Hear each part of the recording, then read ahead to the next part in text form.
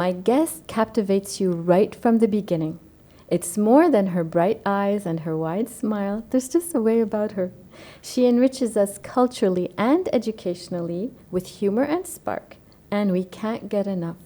And we come back again and again for more. Get ready to be captivated yourself, and let's ask 10 questions to my extraordinary guest, Marise Aoun Kassab. Thank you so much, Patricia, for this lovely introduction. Thank you for brightening our studio today. Thank you. We're so happy to have you here. I'm really flattered to be considered one of your extraordinary guests. Now the audience will find out why exactly. I hope so. So let's start with just a basic introduction. You did your studies in pharmacy. Yes. And you worked in the pharmacy field for about 20 years. You had your own pharmacy. Exact. And you evolved into, would you like to introduce it? Into Encefal. Right. Actually, it's right. I did my studies in PharmD at the St. Joseph University. Mm-hmm. I worked for about 22 years in my own pharmacy. Yeah. And then I felt at a certain point that I needed to do something different. You know, there are sometimes you feel you're not really fulfilled by what you're doing. Oh, okay. Yes. So I decided to shift and to do this field, the neuroscience field. Yeah. So I started to go to Paris. I did it for 3 years, and I got certificate in many things, but especially in la méthode Encefal, which is a method that stimulates brain. It's a preventive method to prevent Alzheimer and dementia by doing exercises. It's more than just exercises. Yes. Because there's a whole, I don't want to say there's a whole mood, but there's a whole thing around Encefal, which focuses also on beau, bien, bon, as they say in French, which can't be exactly translated to English, but it's about beauty, beautiful and wholesome and good. Am I correct in that? Yes. Let me tell you a little bit about Encefal. Okay. It's a method that is it's a holistic approach actually, and it's a very complete holistic approach because in Encefal we work on 3 axes. The first one is your physical health. Oh, physical health also? Okay. How to do successful aging. How to prevent your brain from dementia, to prevent dementia and keep your brain sharp. First of all, you have to have good habits, good routine in your life. So we talk about physical, good health, good diet, how to sleep well, how to do exercise, how to eat well. This is very important to keep your brain sharp. I didn't know that was part of the Encefal method. Yes, this is part of Encefal method. The second part, the second axe we work on it, is the exercise. We do many different brain exercises, brain teasers exercise. We do a lot of exercise to keep your brain sharp. These are teasers to keep the brain sharp. It's not like testing or anything like this. It's fun. It's fun. This is it. It's ludique. The word ludique is this. This is it. We play to keep our brain sharp. Can I just put in brackets? You said we play. So it's like children. It's like children. Yeah, but the way children learn, they learn through play also. Definitely. This is it. You learn by playing, and this is what makes it fun and easy and entertaining. And the third axe we work on it is the beau, bien, bon. This is a concept that Dr. Elisabeth Grimaud, who created Encefal, created also. It's about mental health. In this part of the Encefal, we give tools to people and to students how to stay positive, how to stay optimistic, how to look at the bright side of things. And this is a part that my students love a lot. Especially because here in Lebanon we go through so many challenges, one right after the others. So this is a very important tool to help us get through these. Yes, of course. Especially for these 5 years, we've been a lot through. Lebanese people are on a very chronic stress situation. We have, it's been the COVID, then the economic crisis, then the 4th of July, of August, then the late now war. So we have, it's a very stressful situation that people can't handle. They need tools to overcome all this. So what is about the positivity or the optimism? Is it, because I was reading a little bit about it, so it's like appreciating the beauty around us. Is that one of the things? Yeah, there are many tools, actually, many tools. Okay. But one of them, maybe, I can tell you about two of them. Yeah, please give us a couple of examples. One of them is appreciating the beauty that surrounds us. You have to open your eyes to see beauty. This is very important. It could be a tree.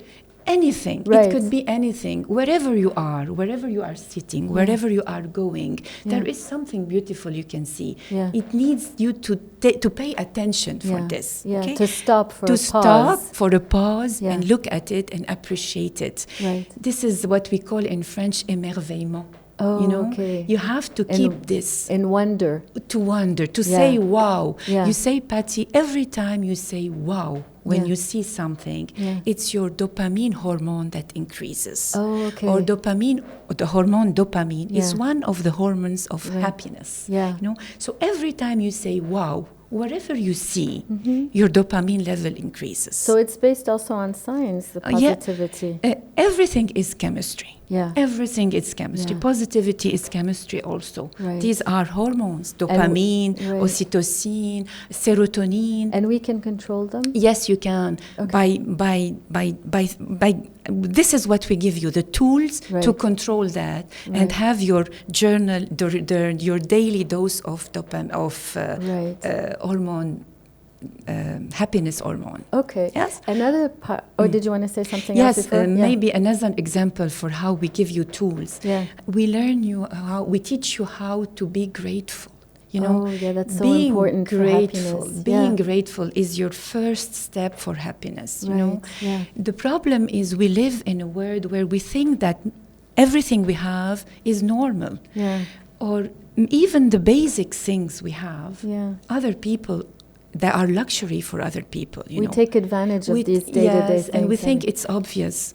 Or the moment you realize that everything you have is not really, is something important for other people, you will be in a grateful position. It could be a warm bed. A warm bed, a warm water, a comfortable shoe. A comfortable shoe too. Everything. Having fruits in your fridge. Other people don't have that. Family. You can listen to music. You can see beautiful things. You can do a hike. This is important to be grateful for all these things. And I tell them, for example, before you sleep at night, every day before you sleep, just take a look to your journey, to your day, and try to find 3 things that you are grateful for. That's you pretty will simple. Definitely find something, and you will sleep better, and you will feel more grateful for life. It could be so simple. It could be like we both have children that live outside the country. It could be we spoke to our children today on the phone, so we don't have to make it very complicated. Yeah, sure.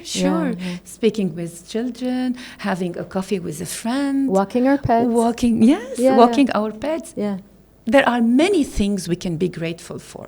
Another focus about Encefal is the connection with others. Yes, sure. That's very important for us to, I don't want to say to grow old, but to grow gracefully, to be at ease in our life, in our day-to-day life, to make it a little bit happier. This is what we call successful aging. Encefal is for successful aging. So you work, you keep your brain sharp, you prevent dementia or cognitive impairment, but also you create bonds, you know. We talk about Encefal family now. Family, because they get because we create bonds. People share a lot during the session or the workshop. Oh, really? They share about their private lives? About their private lives. So it's very rich.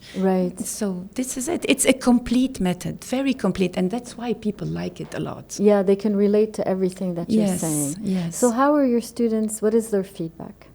What do they tell you? I wish I can show you the feedbacks I have. Really, they are very positive feedbacks, and I'm really grateful for that. And it makes me proud. And I think that Encefal is not a job; it's a mission. I really see it as a mission because I see the good how much it helped, the impact it has. So one of the feedback, they consider it the 2 hours of my workshop the most beautiful 2 hours of their week. Right.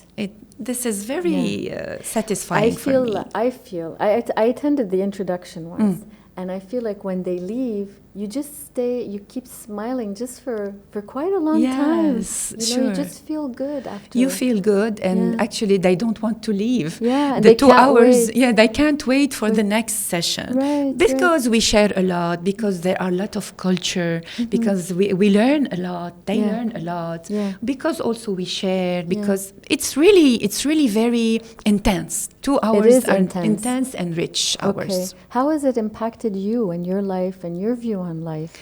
A lot. Yeah? A lot, of course. Because I feel like you're a positive person from the beginning. I am a positive person from the beginning, of course. But learning things, teaching things, helped me also learn things and try to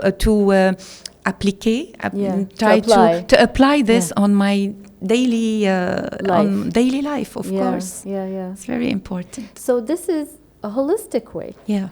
To feel better, to help our health and our well-being. Whereas you started, and I don't want to say chemical, but I mean pharmacy is chemical. So what made you transition from the, medical field into the holistic field of well-being?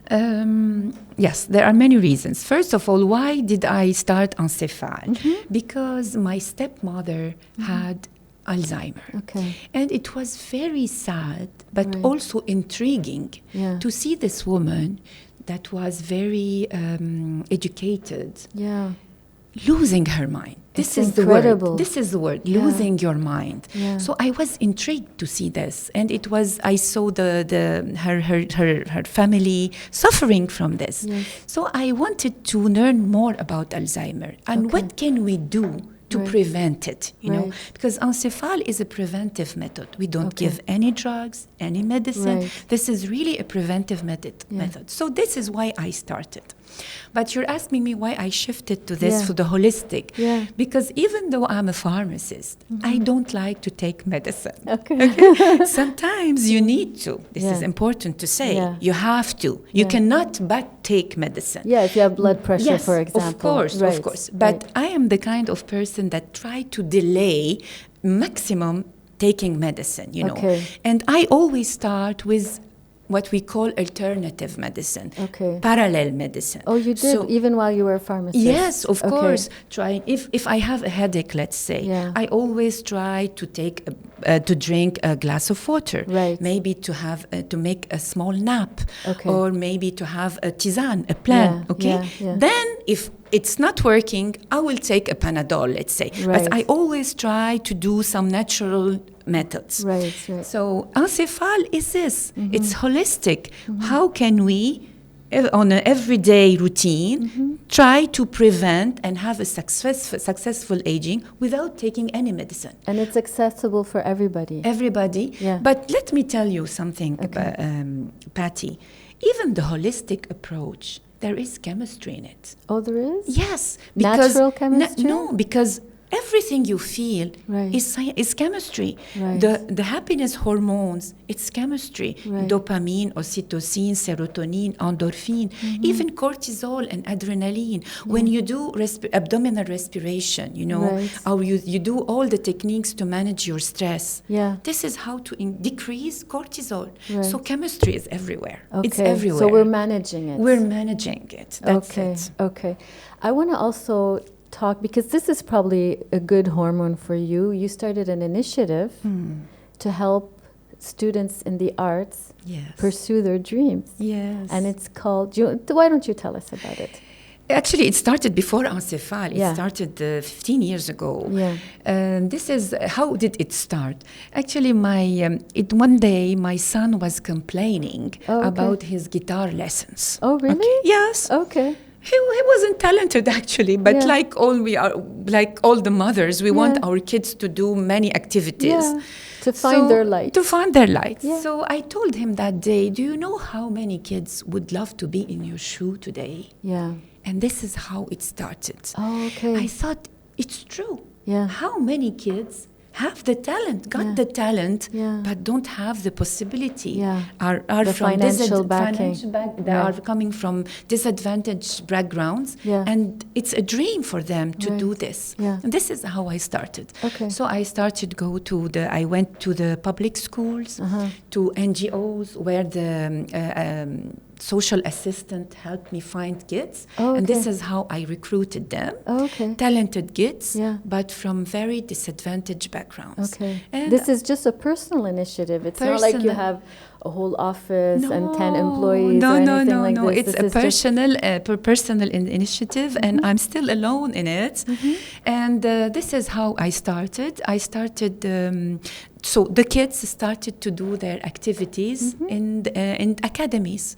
So I had kids playing guitar, playing in the conservatory. You mean conservatory, but also in the Antonine Academy of Music, dancing in Caracalla, painting at Fabriano. Wow. Yes. How many children have you or students have you helped? I used to have 20 kids, okay? But since the economic crisis, I shifted a lot. So now, 5 years ago, I started helping their families instead of helping them doing activities. Because there were disadvantaged people, poor people, and it got worse with the economical crisis. That's why now they need me to help them eat or take medicine, or before maybe playing music or pay scholarship. You know, that's why now this is what I'm doing. You didn't give us the name of the Hiba Limawhiba, which means what exactly? Which means Hiba, it's an offer for a talented person. Hiba li mawhiba. Mawhiba, it's talent, and hiba, it's donation. So it's donation for talented people. And how are you raising funds for this? I know a little bit, but I like you to go into detail. You know, when you have an NGO, you need to do some fundraising. But I always wanted to do something different than the classical brunch or dinner. And since I had the experience, because I used to do hiking trips for my son and his friends and their moms. Oh, you did? Yes, before I started Hiba Limawhiba. Oh, you used to organize hiking trips? I used to organize hiking trips. And super mom. Since I got the experience and I got the knowledge of it, I decided to do this for Hiba Limawhiba. So hiking for a cause. And actually, Patty, I think I was the first one who started hiking for a cause. How many years ago? 15 years ago. Wow, really? Yes. Wow. And this was, now there are many people who are doing hiking for a cause, but I think I started this. And I thought it was great to do hiking, cultural trips, culinary experience, because sometimes we go to guest houses and discover them. I was going to mention that. Yes, and at the same time help families and people. It's a whole complete experience. It's a complete just like experience. The Encefal. Yes, it's true. So it's true. related a little bit. Yes. And you take them to hidden gems in the country. So they're also discovering their own country of Lebanon. There's fantastic places I never knew about. It's unbelievable. It is. Really, I never thought that we can see such beautiful things in Lebanon, such beautiful spots, hidden gems. Really. And I'm really happy that I did this, because it helped me and helped others to discover what lovely country we have. Usually, how many people join you? About 30 people? 30 people. I never go up more than, I never take more. There is a demand, but I never take more than 30, because to keep it under control. And this is what we do. We've been visiting a lot of things. We're doing a lot of things. And at the same time, we do hiking, and then we try to visit a museum or maybe ruins, historical sites. And also we go to have lunch in some guest house to help them, you know. This is a way to keep the economy going. Yeah, it's a circle. Yes. And we discover many beautiful things. Yeah, really. Really, it's a whole experience. And as you said, Patty, we say there is a say, take a hike and get a bigger brain. Oh, really? So it's really related. Is it a French expression? Or no, it's an English John also? Muir, the father of the ecology, the father of the national parks in America, who said that, take a hike and get a bigger brain. Because when you walk, when you walk, you get clear ideas. It's very you important. You get inspired, you get creative. Creative, it's true. Well, one of your talents also to raise funds for Hiba Lima Hiba, you crocheted bags at one point. Yes, it's true. Look at this talent. Is it crochet or it's is it? Crochet. It's crochet. Look at this. And you have such a huge variety, and you even custom made some if we ask for that. And at one point you did what are they called again? Snoods for dogs. To keep their necks warm. Except I asked you to do one for my neck. And I have one also. Oh, you did? Yes. At the same time, I do hikes, yes. But there are periods of the year you can't do hiking. Right. You know, in winter or maybe in hot summer season. So I have to do something else. So I did what I call a pop-up project. Pop-up projects. Oh, okay. Yes. Oh, that's interesting. Yes. To fundraise, actually. So one of my pop-up projects was this, doing a collection of crochet bags, and I sold them all. And it was for Hiba Lima Hiba. I did a Snoods collection that I sold also. I remembered you did keychains. Macrame keychains. Yeah, I just remembered that. Yeah, keychains also to do some fundraising. Right. But I also did this, published two books. This is a book. This is before your Encefal, but it's related. You know, it's called Un objet, une histoire, which translates into the history of objects we use on a daily basis. Right. It's very interesting. It's interesting. Actually, how it did start. I used to have a weekly article in the L'Orient Le Jour. The newspaper, the daily newspaper, the French one. It was called Objet et Histoire, where I used to talk in this article about the history of the object we use on a daily basis. I did it for 6 years. 6 years? 6 years, yes. Wow. And then when I stopped, I have a friend who called me and told me that it's very interesting what you do. Why don't we compile them in a book? And this is how we published this Objet et Histoire. It's fascinating. Yes, it's interesting to know the history about the things we have. And can you give us an example of what object that you might use? It's not only objects, it can be something we eat. Yes, let me tell you a story about, maybe it's the first chapter here, about garlic. Can you believe? Garlic. Actually, garlic is very important, and in the ancient civilization, they used to give the slave that used to build the pyramids a portion of garlic every day. Oh, really? Yes, because they think that garlic is very important for your immunity. It helps preventing illness, flu. It does, though, doesn't it? It does. So they used to give them. And even on the top of the Cheops pyramid in Cairo, in Gizeh, there is a sculpture of a garlic. Really? Yes, because it was very important at that time. And they say that Napoleon Ier lost the war because of his intolerance of garlic, and he ate the night before. The night before a war, he ate a ragout filled with garlic, and he had a very big problem of stomach and indigestion. So he couldn't perform well. He couldn't perform. He couldn't even go to the field. And they say that it was because of a garlic that he lost the war. Indigestion from indigestion.